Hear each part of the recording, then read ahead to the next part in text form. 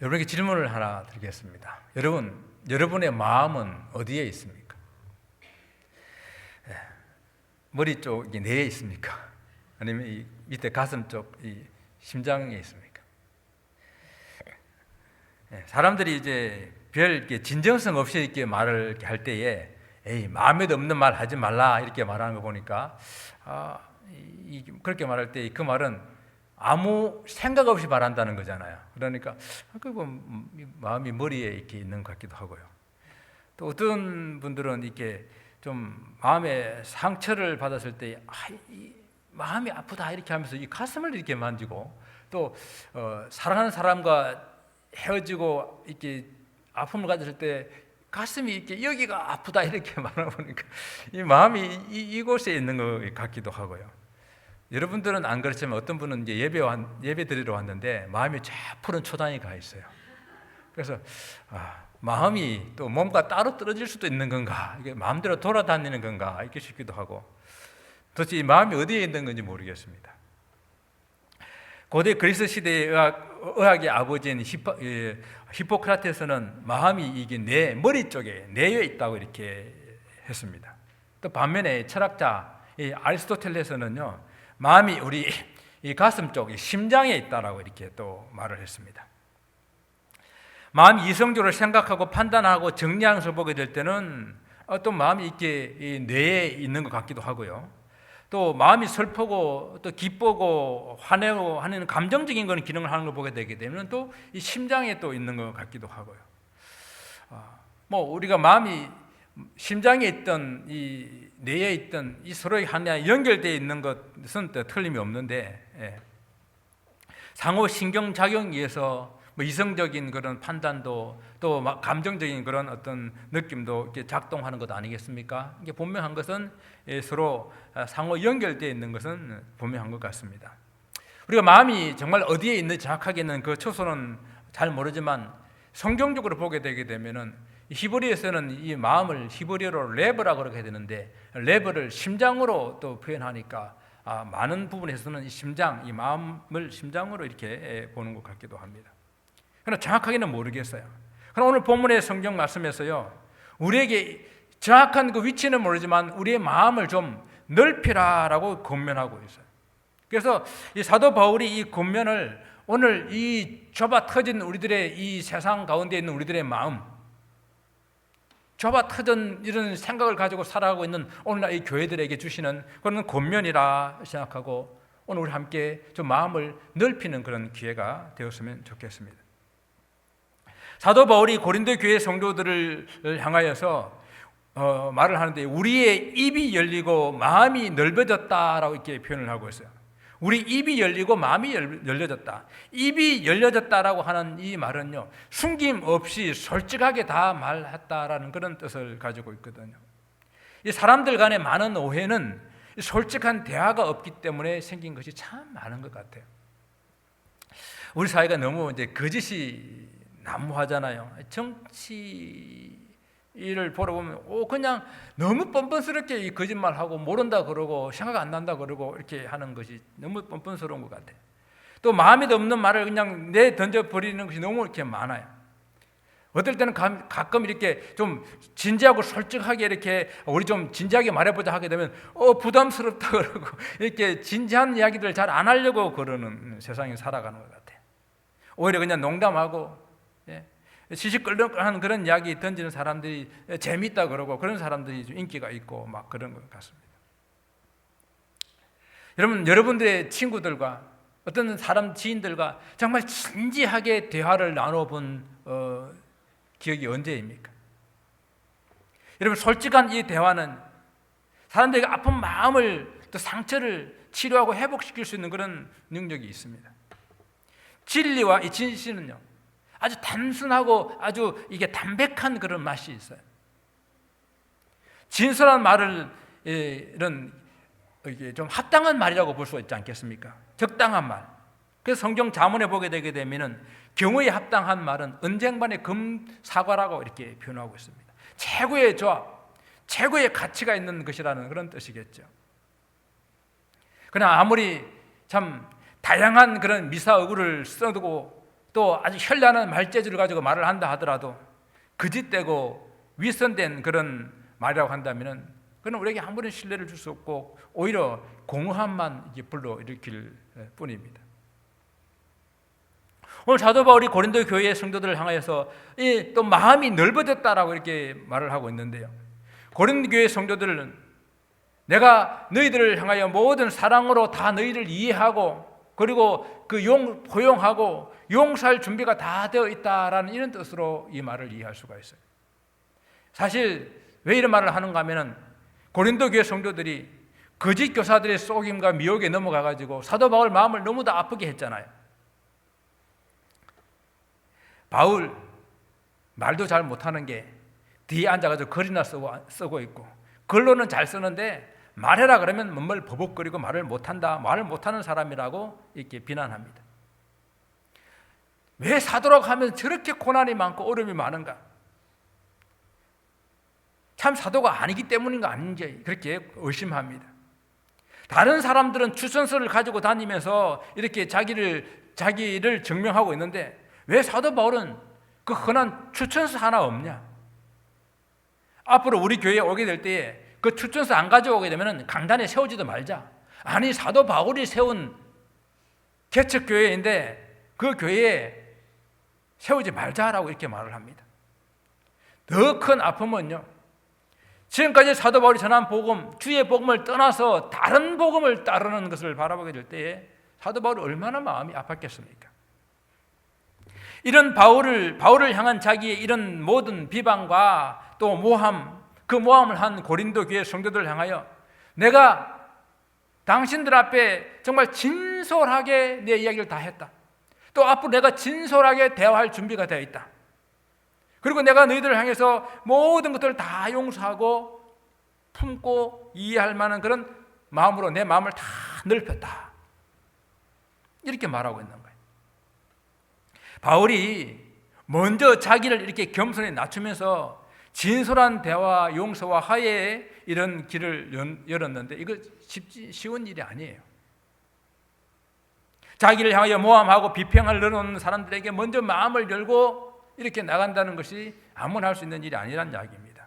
어떤 사람은 바울의 이런 모습을 보고 바울이 너무 유약한 것 아닌가 라고 말하는데요, 오히려 강한 사람만이 먼저 마음을 열 수가 있어요. 강한 사람만이 겸손할 수가 있습니다. 하나님으로부터 확실한 사도로 부르심을 받은 그 누구에게도 흔들리지 않은 그런 사도로서의 부르심, 소명을 가지고 있었기 때문에 사도권을 부정하는 그런 사람들 앞에서 보다 성숙한 모습으로 그는 화해의 손짓을 할 수가 있었던 것입니다. 정말 사도 바울이 이런 모습을 보게 될 때에 사도 바울이 나는 정말 사도입니다, 나는 정말로 하나님 부르심을 받았습니다라고 자기 사도권을 변명하는 이유를 알 수 있을 것 같아요. 너무나 억울하기 때문에 자기의 그 억울함을 조목조목 이렇게 따지고 변명하는 것이 아니라 사도와 고린도 교회의 성도들 간에 참된 화목을 이루고 그리고 그리스도의 한 지체로서의 온전한 교회를 이루기 위해서 자기의 사도성을 주장하는 겁니다. 만약 사도권이 부정되게 되게 되면 사도로서 가르친 모든 복음이 부정되기 때문에 그러면 주님의 교회가 흔들리거든요. 이 흔들리는 걸 누가 가장 좋아하느냐? 사단이거든요. 그래서 사단은 교회 지도자들을 흔듭니다. 여러분, 우리도 같은 교회에서 신앙생활을 하다 보게 되면 서로를 향해서 오해가 생기고 또 서로 마음이 맞지 않을 때가 있지 않습니까? 그럴 때 그 감정을 오래 쌓아두지 말고 진솔한 대화로 풀어나가야 합니다. 정말 이야기해보게 되면 정말 아무것도 아닌 그런 문제였고 또 충분히 그것은 오해였고 때로는 인간이 가지고 있는 연약함 때문에 어떤 의도가 없는 단순한 실수인 것을 우리는 알게 되거든요. 그래서 우리는 마음을 열어야 합니다. 마음의 빗장을 풀고 나면 비로소 다른 면들이 보이기 시작합니다. 이때요, 먼저 마음을 여는 것이 참 중요해요. 먼저 숙이고 들어간다고 결코 못나 보이지 않습니다. 강한 자만이 먼저 숙일 수 있고 강한 자만이, 성숙한 사람만이 먼저 마음을 열 수 있는 것입니다. 그 사도 바울은 말합니다. 우리가 이미 솔직하게 숨김없이 다 말했고 또 우리 마음도 활짝 열어놓았다. 만약 아직까지 우리가 서로 소통이 이루어지지 않는 것이 있다고 한다면 우리 쪽에서 마음을 닫아서가 아니라 고린도 교회 성도들 쪽에서 마음을 닫았기 때문이다 라고 말합니다. 이 사도 바울의 표현으로서는요, 오늘 12절에서 이렇게 말하는 거예요. 너희가 우리 안에서 좁아진 것이 아니라 너희 심정에서 좁아진 것이다 라고 이렇게 말하고 있는 거예요. 고린도 교회 성도들을 그 자신들의 마음이 좁아져서 이렇게 사도 바울과 소통이 이루어지지 않는다라는 것입니다.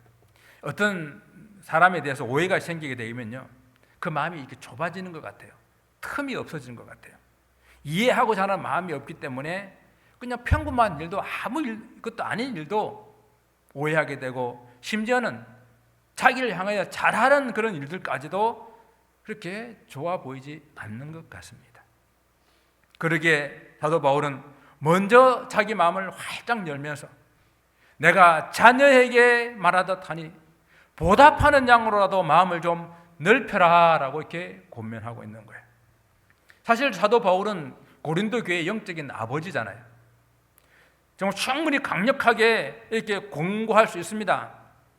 그러나 아버지가 자녀에게 말하듯이라고 하는 이야기는 어떤 것이든지 간에 사랑을 가지고 애정을 가지고 큰 넓은 마음을 가지고 그들을 권면한다는 이야기입니다. 너희들이 즐거운 마음으로 되지 않는다면 내가 아버지가 되어서 너희들에게 말하는 이런 말에 보답하는 것으로라도 좀 마음을 넓혀라 라고 권면하는 거예요. 내가 너희를 해서 먼저 이렇게 마음을 활짝 열은 것처럼 이것에 좀 보답하는 마음으로 너희도 우리처럼 마음을 넓혀라. 이게 사도 바울의 간곡한 권면입니다. 이런 구절이 생각이 나더라고요. 옛날에 가끔 이렇게 신문이나 방송에 보게 되면 이런 기사가 나와요. 큰 잘못을 하고 집을 나간 아들에게 우리가 다 용서했으니 돌아오라. 모든 것이 다 해결되었으니 돌아오라. 사도 바울은 그런 말 같아요. 다 풀어놓고 다 용서하고 그들이 돌아오기를. 우리가 마음을 좀 넓혀서 사랑과 용서와 화해가 항상 있는 그런 교회가 되었으면 좋겠습니다. 그럼 우리가 이 마음을 넓히기 위해서 어떻게 해야 할지, 바울의 이 권면은 현대 이 교회들과 우리 성도들이 어떻게 실천하면 좋을지를 한번 생각해 보기를 원합니다. 이 사람의 마음이라고 하는 것이요, 한번 이렇게 문을 탁 닫아버리게 되게 되면 참 열기가 어려워요. 또 그런데 마음이 열리고 나면은 또 지금 얼마나 그 마음이 또 너그러운지 온 우주라도 다 품을 수 있을 것 같아요. 이 마음이라는 게 참 그런 것이거든요. 근데 우리가 예수 믿는 사람들이 이제 마음이 좁다라는 이야기를 좀 많이 듣지 않습니까? 예수 믿는 사람들은 마음이 꽉 막혀서 답답하다 하는 말도 많이 듣습니다.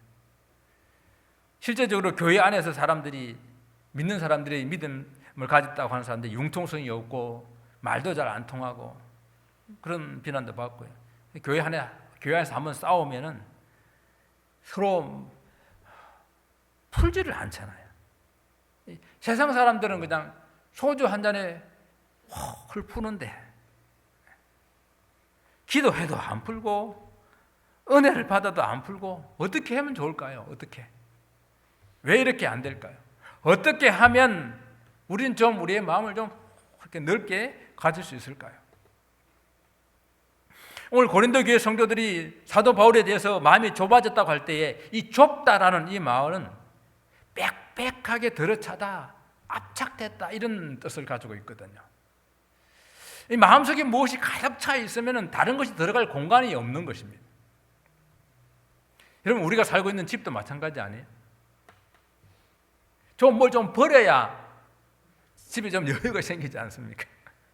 한국에서 올 때부터 가지고 온 것 지금 잘 쓰지도 않는데 계속 가지고 계신 분들 계세요. 저도 몇 개 있어요. 물론 분별 없이 막 버리고 또 사고 하면 안 되겠지만 그래도 너무 복잡한 이유는 첫째, 안 버려서, 버리지 않아서 그렇습니다.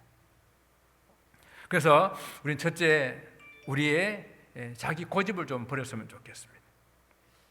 우리 마음속에 있는 자기 고집, 자기 주관, 자기 경험이 그것이 갖다 주는 자기의 삶의 방식이 가득 차 있게 되게 되면은 다른 사람들에 대한 이야기를 들을 만한 그런 여유가 없는 것입니다. 연세가 들면 들수록 느는 것이 뭐라 그래요? 고집이라 그러잖아요. 고집. 다른 사람들의 이야기를 좀 잘 듣지 않고 항상 보면 자기가 옳다라고 생각하는 그런 고집. 옛날에 저희 할머니 보니까요, 늘 이렇게 아프시다 그러고 저보고 팔 주물러 달라, 이렇게 등 두드려 달라 그렇게 하시는데 병원 가자 그러면 안 가세요. 병원 갈 필요 없다. 내 병은 내가 잘 안다. 우리 중에도 병원 잘 안 가시는 분 있죠? 아프면 병원 가세요. 집사님, 아프시면 병원 가셔야 돼요. 병원 가셔가지고 치료 받으셔야 돼요. 내가 내 병 잘 아는 것 같지만 몰라요.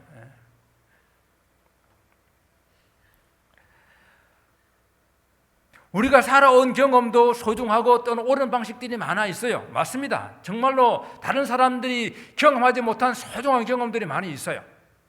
그러나 다른 사람들이 살아온 풍부한 삶의 경험도 얼마나 나에게 좋은 유익한 것들이 많은지 몰라요. 내 것만 고집하지 말고 다른 사람들의 의견에 귀를 기울이고 배우고 듣는 그런 훈련이 필요합니다. 그래서 우리는 평생 배워야 된다고 그러잖아요. 요즘에는 뭐 전자기기가 계속 바뀌어가지고 옛날 것 그냥 가지고 있으면 아무것도 모르게 돼요. 평생 배워야 됩니다. 내 것만 고집하게 되면 도무지 내 마음속에 빈 공간이 없습니다. 다른 사람의 의견이 들어오지를 못한다는 것입니다. 마음을 넓히기 위해서는요, 먼저 내 아집, 내 고집을 버려야 합니다. 내 고집을 버리고 나면요, 세상에 이런 방법도 있었네, 이렇게 편하고 간편한 그런 길도 있었네 하면 깨달을 것입니다. 저희가 이스라엘 있을 때요, 여러분 월남쌈 압니까? 월남쌈 먹을 때에 우리는 항상 물을 펄펄 끓여가지고 뜨거운 물에다가 그 월남 피를 집어넣어야 되는 줄 알았어요. 그래가지고 먹으려고 그러면 옆에다 불스타를 켜놔놓고 물을 항상 데우고 있었어요. 그런데 미국 오니까 찬물에 먹더라고요. 찬물에 먹어도 월남 피가 잘 녹아요. 얼마나 편한지 모릅니다. 주님께서는 당신의 제자가 되려고 하면 먼저 자기를 부인하고 자기 십자가를 지고 주님을 쫓으라 그랬는데, 저는 여기서 자기를 부인해라는 말이 아마 이 말이 아닌가 싶어요. 내 아집, 내 고집, 내 생각, 내 방법, 그거 버리고 주님의 생각, 주님의 방법, 주님의 길이 보일 수 있도록 좀 내 것을 버릴 수 있기를 바랍니다. 아멘을 잘 안 하네요. 아직도 그냥 꽉 가지고 있고 싶나 봐요.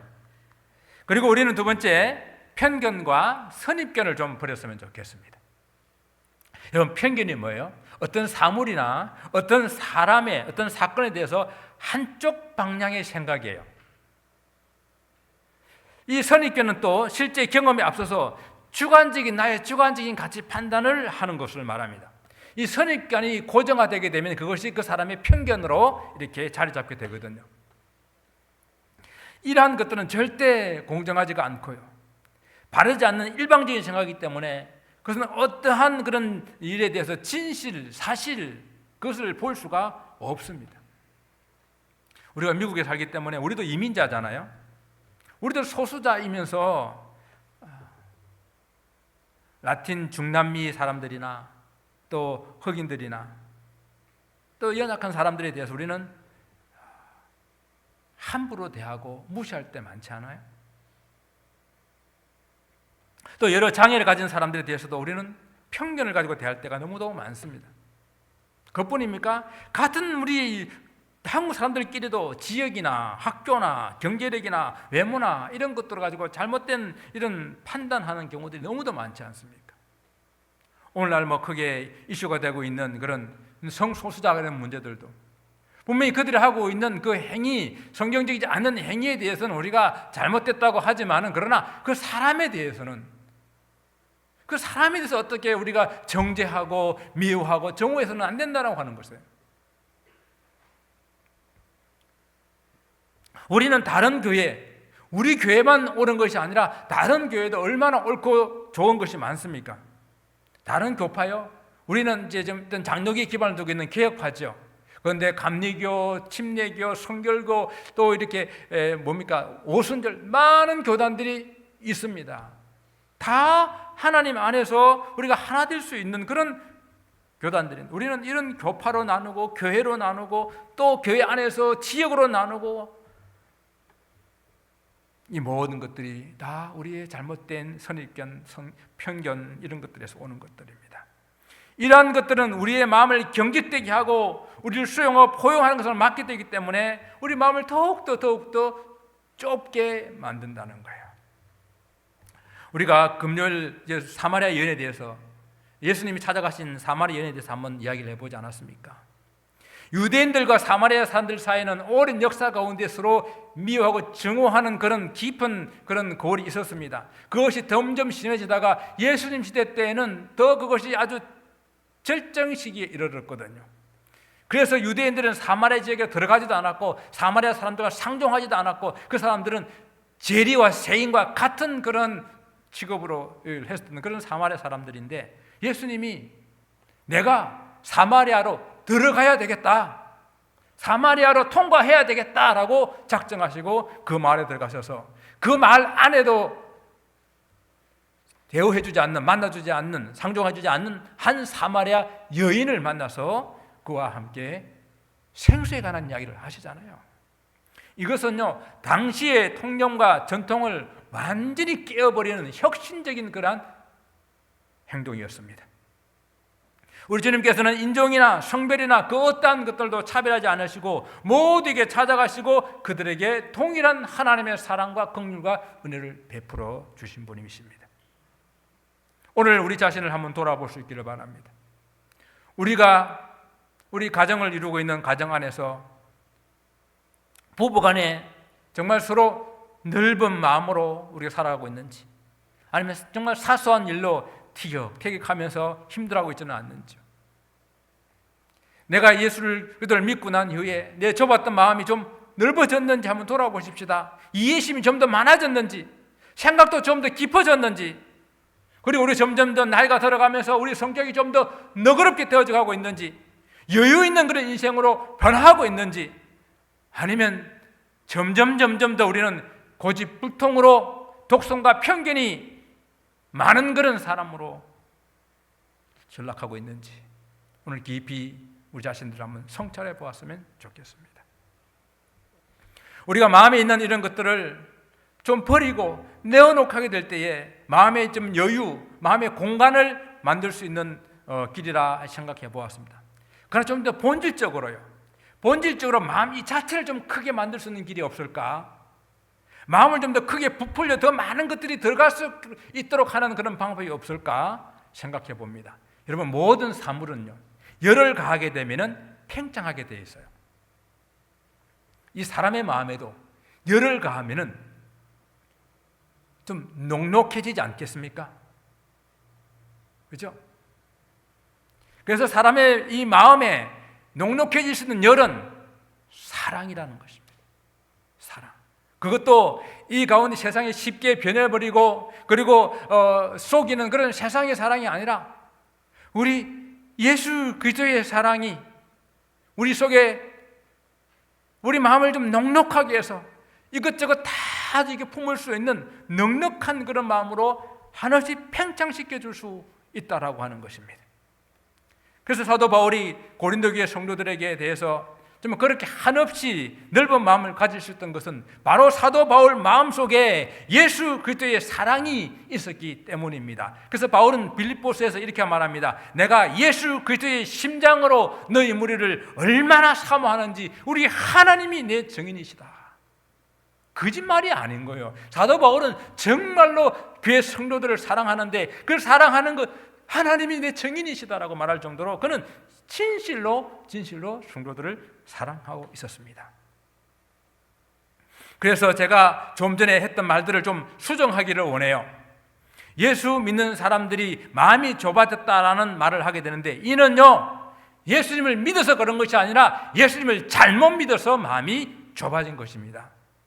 예수 믿는 사람들이 융통성이 없고 말도 잘 통하지 않는다는 이 말도 수정합니다. 예수를 잘못 믿어서, 참된 믿음이 없어서 우리가 융통성도 없고 말도 잘 통하는 답답한 생활을 하고 있는 거예요.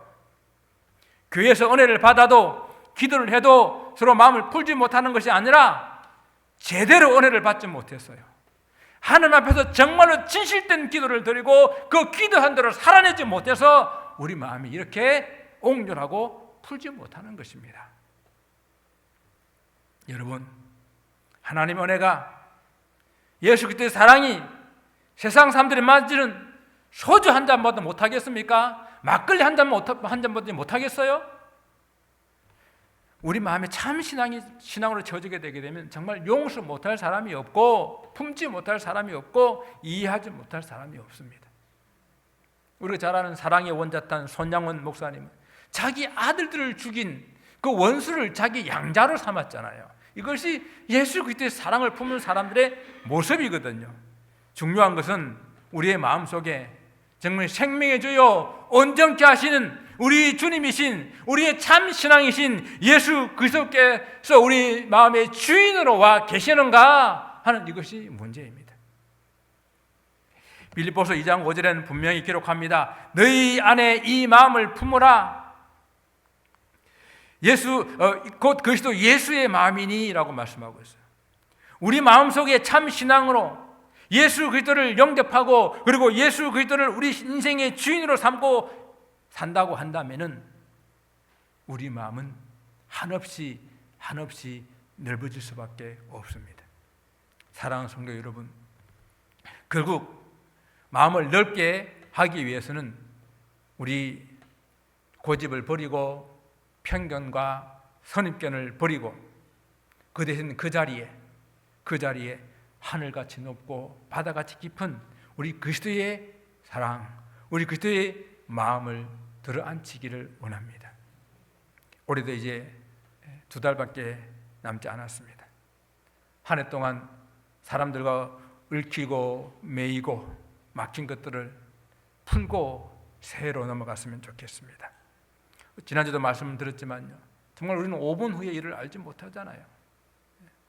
기회 있을 때에 오늘이라는 시간에 서로 화목하고 화해하고 사랑하고 우리 옹졸해진 이 마음을 넓게 좀 펴시고 서로 용납하고 이해하는, 또 사랑으로 섬기는 넓은 마음을 가진 성도들이 되시기를 주님의 이름으로 축원을 드립니다. 기도하겠습니다.